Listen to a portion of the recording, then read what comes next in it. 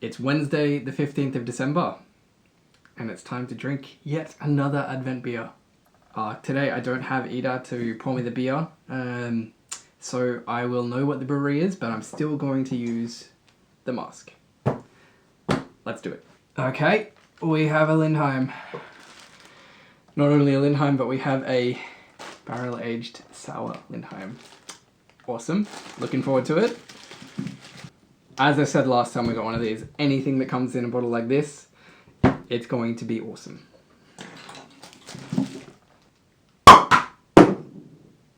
Alright, let's...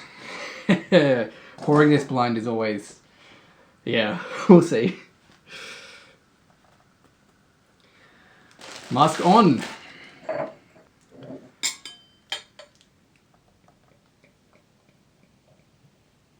I hear that it's rather carbonated, so I'm just trying to make sure that I don't pour so much that it overflows. Think that ought to do it. Alright, let's see what we got here. I think that maybe it's bilberries, also known as blåbær. Maybe. Okay.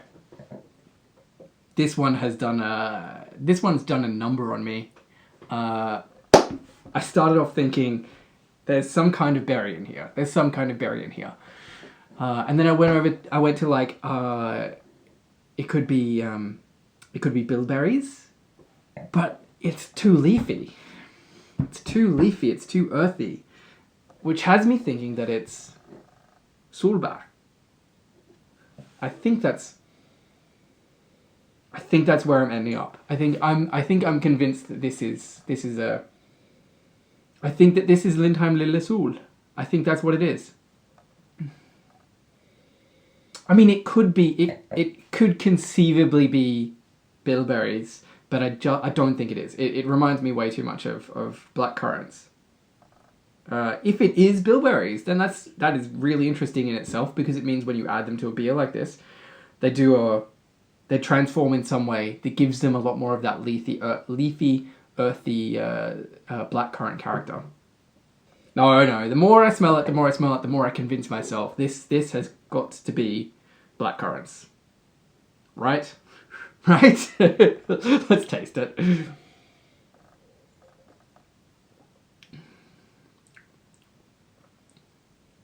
I didn't learn so much more there, apart from the fact that it's a very pleasant, light acidity, no sweetness, completely dry.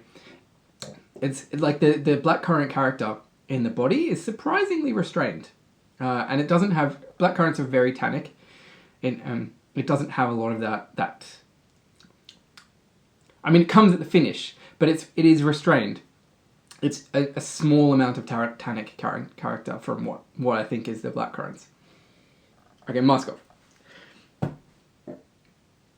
That is just like, regardless of blind tasting or whatever else, that is just such a beautiful beer. Beautiful, interesting, earthy, grassy, minerally nose. Which I tend to get that from blackcurrant beers. Really nice, lightly tart, well structured with the tannins body on it. Not too much acidity. It's just an absolutely beautiful beer that I like. Okay, so I hate using the word balance, but my caveat to the word balance to not using the word balance is it's okay if you specify exactly what the two things are that you're balancing. And here they have balanced the sweetness of the fruit, which is not a lot of sweetness left, but there is some there, with the acidity of the beer, and something which you don't actually think about that often in beer, the tannins of the fruit too. And there's like a three-way balance going on there in the flavour, which means that this is just a really well-constructed beer. I suspect it would work really well for food pairing, but I'm not good at that, so ask Ionita.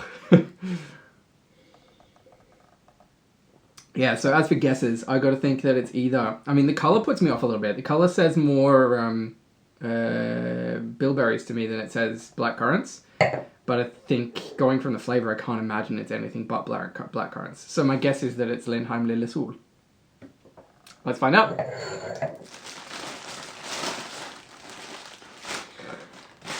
Wow! Wow! Mind blown. Mind absolutely blown. I cannot believe it's Lille Blå, so it is bilberries. It is absolutely mind-blowing to me how much blackcurrant character there is in that. Oh, I could have sworn that was blackcurrants. Oh, man. So I think Lille Blå is, which they brewed earlier this year, is one of the best beers ever brewed in Norway. And this, I think, it lives up to the legacy of Lille Blå.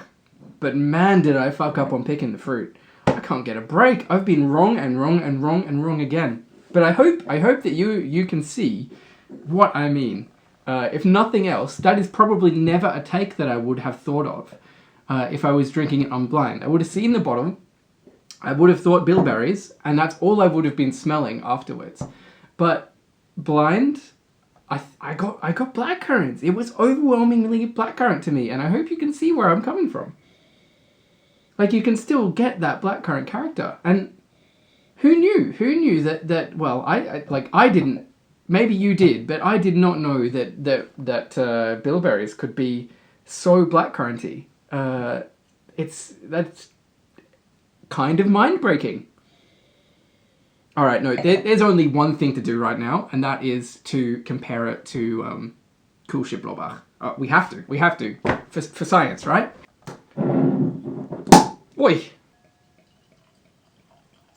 Colour comparison, you can certainly see that Lille Blå is a lot darker. Let's go in and have a smell on the nose. Okay. Yeah, that's interesting. I mean, it maybe should be self-explanatory because, I mean, it's in the name, right? Lille Blå, it was spontaneously fermented, so it's going to be funkier. Whereas Lille Blå is brewed with mixed fermentation, so there's a little bit more control of the culture, the yeast cultures that are used there, and the funk profile that's coming from it. And it's while it is funky, it is a lot more an expression of the fruit and not a whole lot of funk. Whereas Lille Blå, it's equal parts, if not more, funk than fruit. And that fruit character is way more integrated into the funk and the other notes. So the vanilla is strengthened, for example, but there's also like a chalky, musty kind of basement thing going on top of that. There's a little bit of vinegar acetic acid on the side. And all of that is sort of wrapping up those fruit notes in a way that, like, you can almost, it's very difficult to identify that the fruit notes from this are also the fruit notes in this. They're completely different, which is really fun. And on the flavour, I could not be more different. Oh, where Lille Blå is laid back and restrained and sits there and balances the tannins and the sweetness and the acidity. This one is all out. It's juicy. It's very acidic. The tannins are in the background now.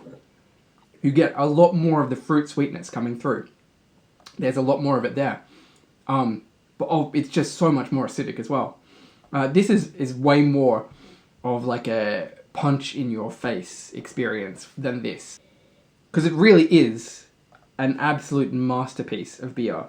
That really well done funk profile. It doesn't get too vinegary. It doesn't go too far in any direction. You're still able to get the fruit, but the fruit, it's integrated. It comes together and it becomes its own thing. Whereas this is very much more a platform for the bilberries. Yeah, going back and forth between them, the bilberry one now seems a lot more bilberry to me, and less blackcurranty. But I think really there is only one thing to do now, and I have to do it as well, because I thought it was another beer blind. So I have to taste that other beer with this one too. Luckily, I've got one right here behind me. You've been looking at it the whole time.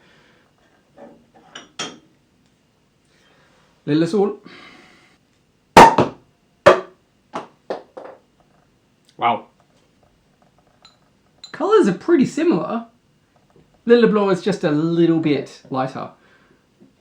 Oh, yeah, okay. Yeah, there's a lot more juicy blackcurrant character going on there. It's much closer to like solbærsaft, blackcurrant juice.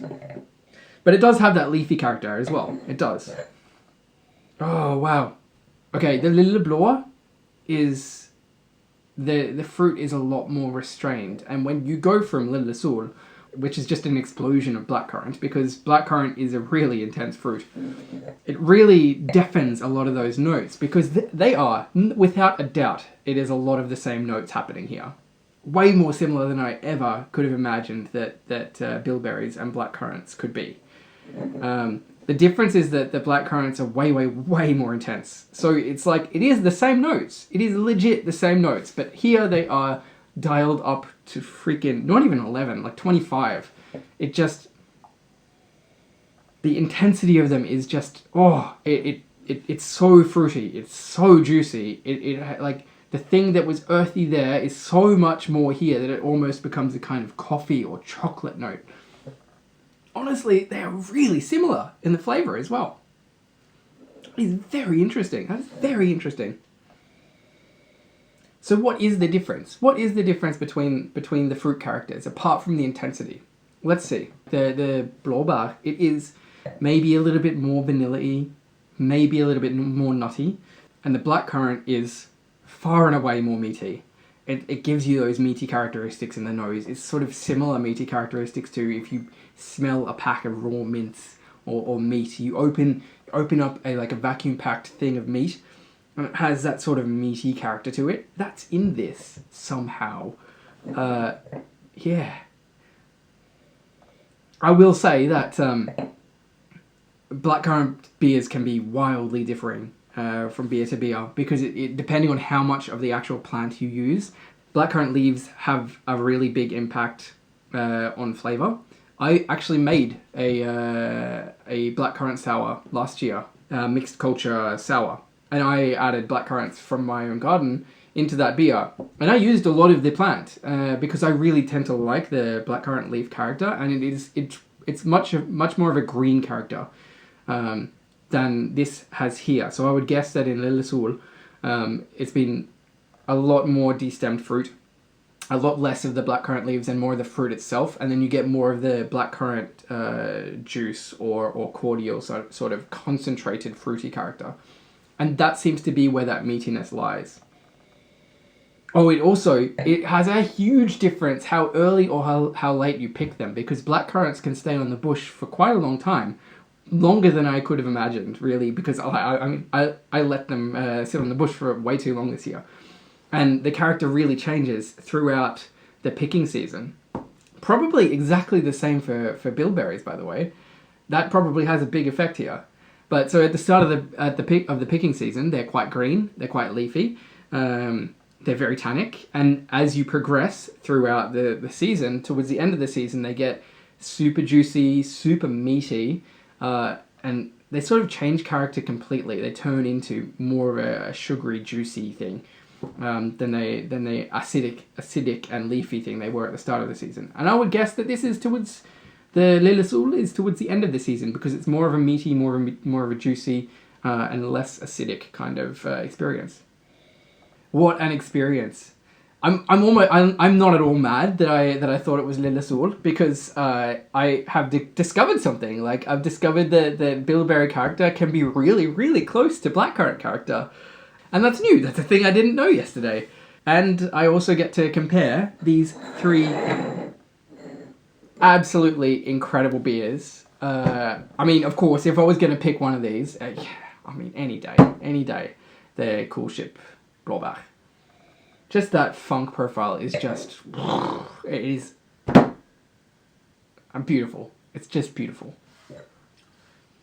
This is going to be by far the longest video that I've made this December, but yeah, I better end it here.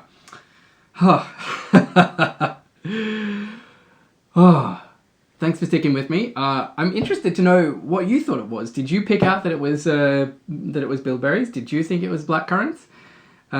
Did you have one of these in your cellar, and did you do the comparison as well? Because like your experience there, I'm super interested to hear that. It's completely subjective. It's completely like individual. Everyone tastes different things, and everyone gets different connotations when they taste things. So it's really interesting to hear what other people's experiences are with these beers.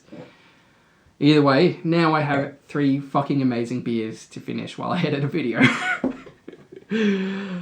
Alright, so cheers, and I'll see you tomorrow.